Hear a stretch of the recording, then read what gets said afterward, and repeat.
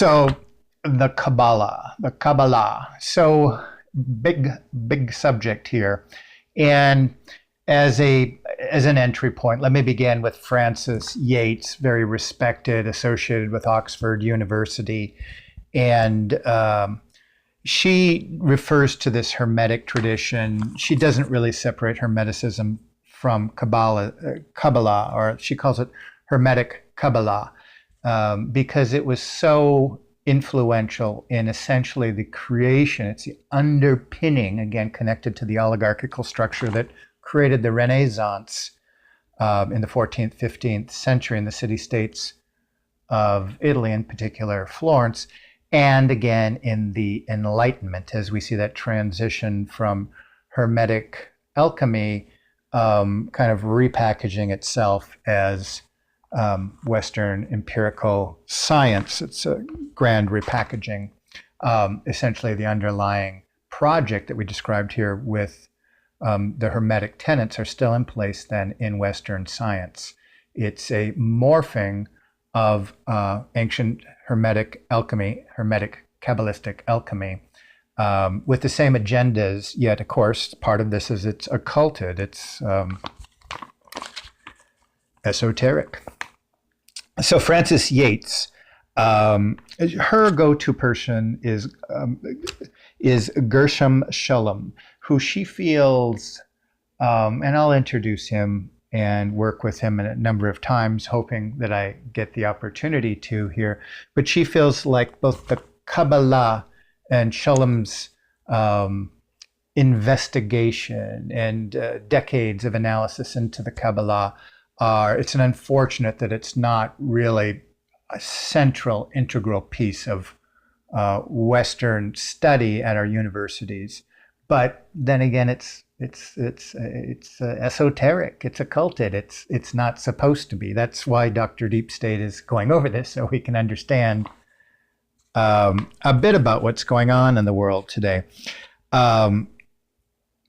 She would say it remains, unfortunately, the Kabbalah or Hermetic Kabbalah, a study within a fringe even of Jewish scholarship.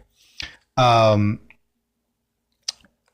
have previously, if you want to look back to a couple of my little filmy things, my third one on the presidents and corporations really looked into the idea of a Golem project, connecting the advent of the corporation with the Golem and sort of as a spiritual enterprise, if you want to look back at that. But the Golem is a great way, by analogy, to kind of introduce ourselves to the Kabbalah.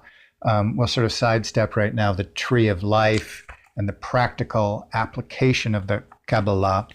And I want to go with Byron Sherwin right now, who explains essentially, when you think of the ancient origins and the Hermetic origins attached to the Kabbalah and the ancient wisdom schools, he's looking at the relevance in the modern world where we see it being played out right now.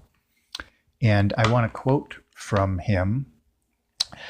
Again, Byron Sherwin. He says, "Not if this sounds very outlandish, consider, if you will, how we look at new discoveries in genomics." What is genomics? And remember back there at the Hermetic tradition about during the completion of speech is one of the Hermetic tenets, encyclopedic as it were. The genome is presented as being a representation with the four archetypes of which all is composed, are represented by four letters, G, A, T, and C. And the combinations and recombinations of those letters leads us to knowledge, hopefully, of how to cure disease and even how to create life. The Golem, taking inanimate matter and making it into life. You know, again, we can't explain anything about the Hermetic Kabbalistic tradition unless we really juxtapose it to this biblical tradition. Sand, blowing it into the dust of the earth and creating life. You see, we have to kind of see this as a kind of re-engineering counter-narrative as a way to sort of start getting our heads around this as a project. This is essentially the exact same ideas you find in commentaries within the Kabbalah and Jewish. So Byron Sherwin is saying here that the Kabbalah has always been about what we would today call genomics. It's about finding certain letter codes, combining and recombining them. The end game here is the creation of life. The creation of life. Again, like with the Golem project, to take inanimate matter and make it into life. Now, whether or not this is possible is debatable. But the important thing here with the project is to create life. And when we think now about AI and artificial intelligence, which is a hot topic today, that's the end game for the Kabbalah.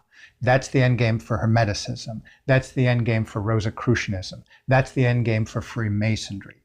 This technological transcendence, the creation of life, the consciousness into the cosmos through technically mediated ascension, technologically mediated transcendence. So, Kabbalah, combining and recombining. And so in this way, it's similar to a lot of other revolutions, academically speaking, or in the actual world around us that I have noted, and I'll point out a couple. One, this revolution parallels the scientific process within the genetic revolution. And I wish I could cite sources here for the best literature on that. The cybernetic revolution, the revolution in military affairs discourse, always looking for the final weapon, the final trump. And it has to do again with this combining and recombining of technologies, codes, and this is very alchemical, the combining and recombining. You just do it over time. But part of it is that it's the relationship between the code maker and the code creator.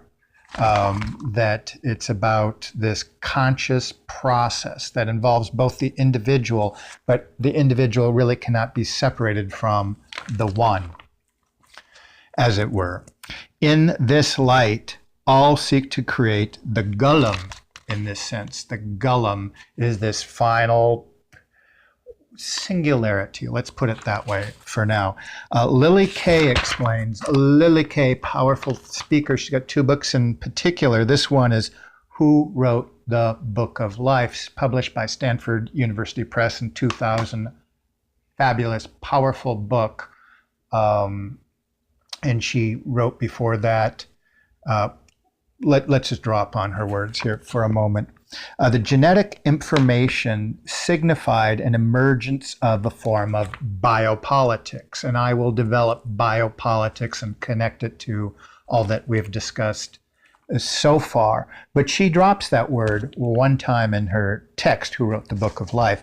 The material control of life, the material control of life would now be supplemented by the promise of controlling life form itself, the logos.